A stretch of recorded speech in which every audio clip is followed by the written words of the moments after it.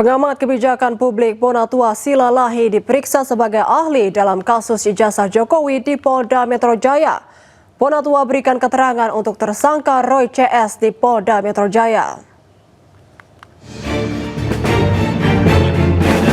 Pengamat kebijakan publik Bonatua Silalahi menyambangi Polda Metro Jaya. Bonatua hadir sebagai saksi ahli untuk 3 tersangka dalam kasus ijazah Joko Widodo. Bonatua hadir sambil membawa salinan ijazah Jokowi yang sebelumnya diserahkan oleh KPU RI. Bonatua menjelaskan penyidik sampaikan 27 pertanyaan kepada dirinya. Salah satunya terkait validasi ijazah yang diteliti Roy Suryo CS. RRT sudah memvalidasi sampelnya, walaupun datangan belakangan ya, walaupun catat ini belakangan, karena saya kan datangnya, sampel itu datang kemarin ya, sementara mereka sudah meneliti sejak April. Nah, seperti itu. Jadi itu saja yang saya saksikan, artinya dengan begitu asumsi-asumsi bagaimana penelitian ini, mari kita ikutin bahwa sampel itu boleh dikatakan sudah benar. Sebelumnya, Komisi Pemilihan Umum serahkan salinan ijazah Jokowi kepada Bonatua Silalahi. Salinan dokumen itu akan diserahkan oleh Bonatua kepada masyarakat. Dari Jakarta, Tim Liputan iNews melaporkan. Sementara itu, Presiden ke-7 RI Joko Widodo mendatangi Polresta Solo pada Rabu sore. Kedatangan Jokowi disebut untuk berikan keterangan ke penyidik Polda Metro Jaya dalam kasus tudingan ijazah palsu. Jokowi tiba di Mapolresta Solo pada Rabu sekitar pukul 15.55 waktu Indonesia Barat dan disambut oleh Kapolresta Solo Kombes Catur Cahyono Wibowo. Kedatangan Jokowi ke Polresta Kota Solo ini disebut untuk memberikan keterangan tambahan dalam kasus dugaan pencemaran nama baik terkait tudingan ijazah palsu yang dilaporkan ke Polda Metro Jaya. Sebelumnya, Kejaksaan kembalikan berkas perkara kasus ijazah ke Polda Metro Jaya dengan 3 tersangka. 3 tersangka tersebut yakni Roy Suryo, Rismon Sianipar, dan Tifauzia Kusuma.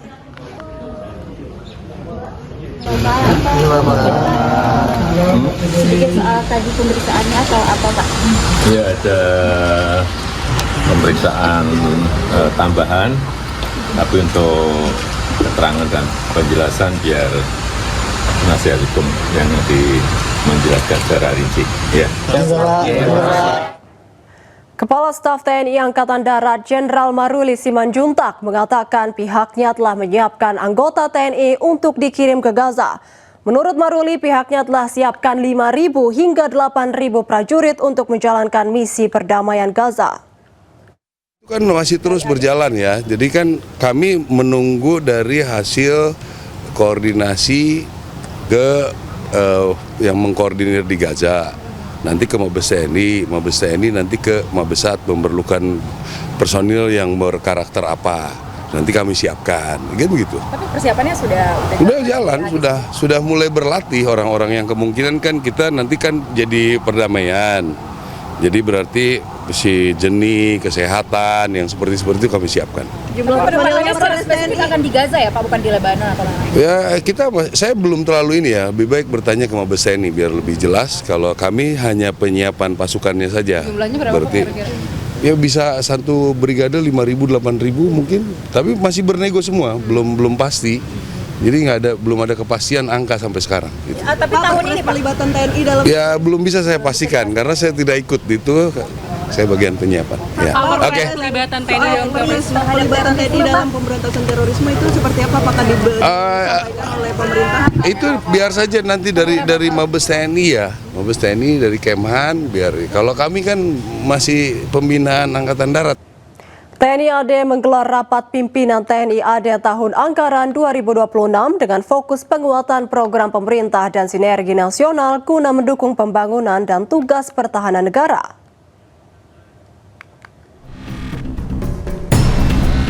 Rapim TNI AD dipimpin langsung Kepala Staf Angkatan Darat Jenderal TNI Maruli Simanjuntak. Dalam sambutannya, Kasat menegaskan bahwa Rapim TNI AD merupakan forum strategis untuk menyamakan persepsi, mengevaluasi kinerja, serta merumuskan arah kebijakan yang selaras dengan prioritas pemerintah. Kasat menekankan pentingnya sinergi, disiplin, dan inovasi seluruh jajaran TNI AD guna meningkatkan profesionalitas prajurit serta memastikan kontribusi nyata TNI AD dalam mendukung stabilitas nasional dan kesejahteraan masyarakat. Jenderal Maruli Simanjuntak juga menyampaikan apresiasi Presiden kepada TNI AD atas pelaksanaan berbagai program unggulan yang dinilai sejalan dengan kebijakan nasional. Intinya memang beliau juga sudah menilai cukup baik apa yang kita lakukan pada saat ini, pada saat kemarin. Beliau juga berharap terus ditingkatkan ini karena program-program beliau ini selain yang awal yang tahun kemarin akan berlanjut terus, kami meyakini masih banyak juga hal-hal yang akan menjadi program-program yang harus kita kerjakan bersama dengan didukung oleh Angkatan Darat khususnya.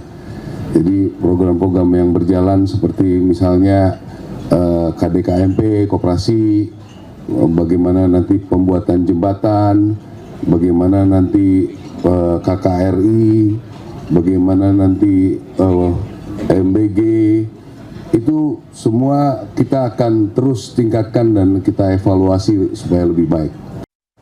TNI Angkatan Udara menggelar uji coba pendaratan dan lepas landas pesawat tempur di ruas Jalan Tol Trans Sumatera Lampung. Badan jalan tol disulap menjadi landasan darurat sebagai bagian dari strategi pertahanan negara.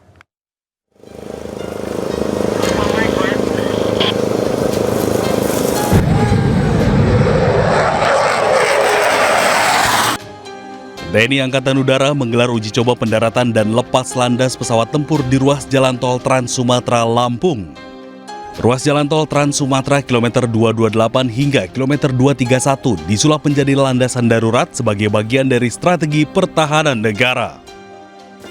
Aksi ini disaksikan langsung oleh jajaran tinggi TNI Angkatan Udara serta aparat gabungan yang melakukan pengamanan ketat di sepanjang ruas tol. Tadi dua pesawat tempur sudah melakukan uji coba. Yang pertama pesawat Super Tucano, kemudian yang kedua pesawat F-16. Saya ingin menegaskan bahwa pemanfaatan jalan tol ini sebagai alternatif landasan bagi pesawat tempur bersifat sementara dan situasional. Artinya tidak digunakan secara terus-menerus, kemudian apabila dibutuhkan baru kita gunakan, dan tentunya aspek lain adalah tidak merubah fungsi dari jalan tol ini. Warga korban bencana tanah bergerak di Kabupaten Tegal, Jawa Tengah mulai mengeluhkan kondisi kesehatan. Sedikitnya 132 warga korban bencana tanah bergerak mengalami ISPA atau infeksi saluran pernapasan akut.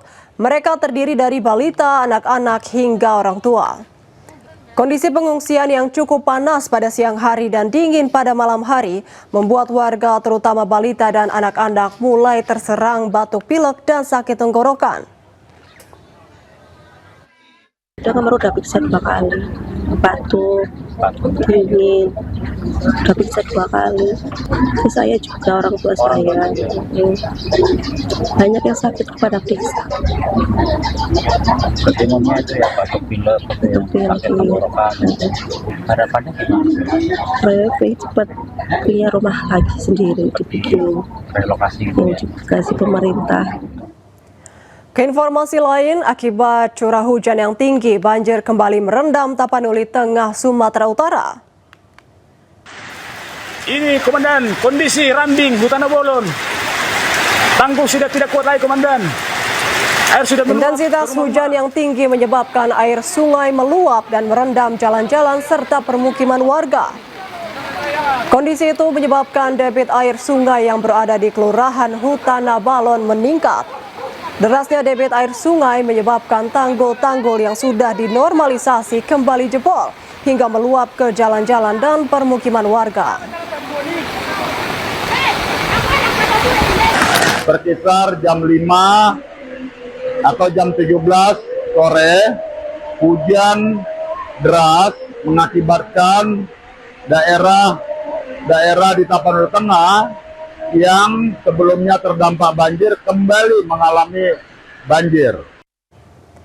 Pemerintah terus mempercepat pemulihan pasca bencana di Aceh dan Sumatera. Dalam 2 bulan kini total pemulihan mencapai 70%. Menteri Dalam Negeri Tito Karnavian sekaligus Ketua Satuan Tugas Percepatan Rehabilitasi dan Rekonstruksi Pasca Bencana wilayah Sumatera ungkap dari 52 daerah yang terdampak, saat ini 37 wilayah sudah kembali normal. Pemerintah juga memberikan atensi khusus untuk pengungsi bencana dengan memberikan hunian dan bantuan uang. Bantuan yang diberikan bervariatif antara 15 juta hingga 30 juta rupiah. Yang menjadi atensi kita tentu adalah pengungsi. Karena pengungsi ini harus segera, jangan terlalu lama di tenda. Baik yang rumahnya rusak ringan, rusak sedang, rusak berat, atau yang bahkan hilang. Untuk itu perlu dilakukan perlakuan-perlakuan kepada mereka.